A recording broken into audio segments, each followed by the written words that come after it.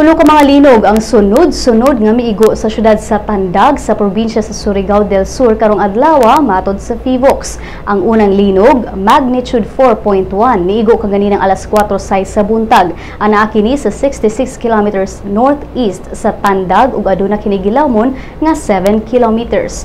Ang ikaduhang linog, magnitude 4.0, niigo kaganinang alas 4:31 sa buntag. Anaa kini sa 79 kilometers northeast sa Tandag ug aduna kini gilawmon nga 33 kilometers.